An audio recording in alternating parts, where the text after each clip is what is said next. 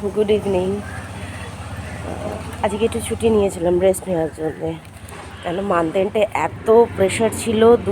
একদম টানার 2 সপ্তাহ পুরো কাজ করেছি, অফিস ছিল, কোনো ছুটি ছিল না। আজকে বাড়িতে থেকে মানে শুধু রান্নাটুকুই কোনো রকমে করেছি, করে আর তারপর খেয়ে দিয়ে একদম ঠেসে ঘুমিয়েছি। এই উঠলাম, এই আলোটা এমন পড়ে, এই উঠলাম, ও হাঁটতে বেরিয়েছে। তা আমি আটাগুলো মেখে রাখলাম যে এসে রুটিটা করব।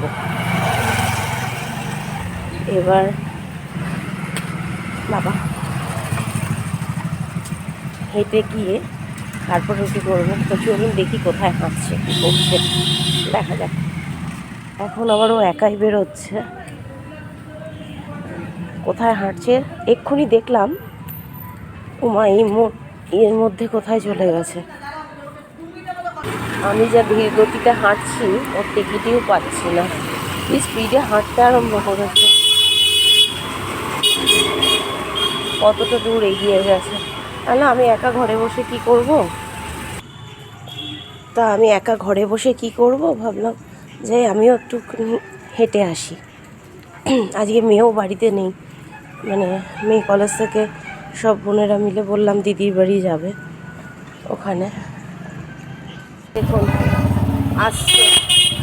সেই ওর জেদ, ও গল্ফ গ্রিন পর্যন্তই যাবে।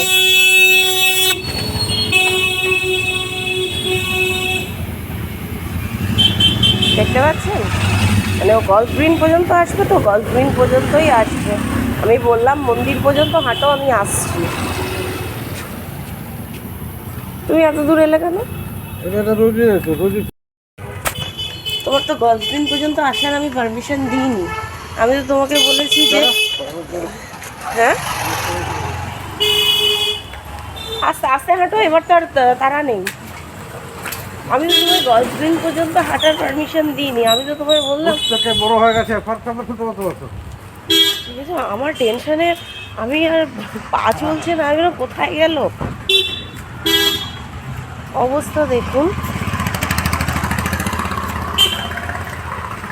আমি এত দূর রাস্তায় চলে এলাম, এখনো পর্যন্ত দেখতে পাচ্ছি না কোথায়। সেই ও গল্ফ গ্রিন পর্যন্ত গেছে, তো গল্ফ গ্রিন পর্যন্ত এত ভালো না, কিছু দেখা যায় না, কথা বলা যায় না। সেই গল্ফ গ্রিন পর্যন্ত যাবে, তো গল্ফ গ্রিন পর্যন্তই ও গেছে রেগুলার। ও গল্ফ গ্রিন পর্যন্তই, ওই মুখটা পর্যন্ত যাবে, তারপরে এখানে এসে ব্যাক করবে। তো চলুন এবার আস্তে আস্তে বাড়ির দিকে যাই। এতক্ষণ টেনশনে আমার অবস্থা ঢিলা হয়ে গেছে।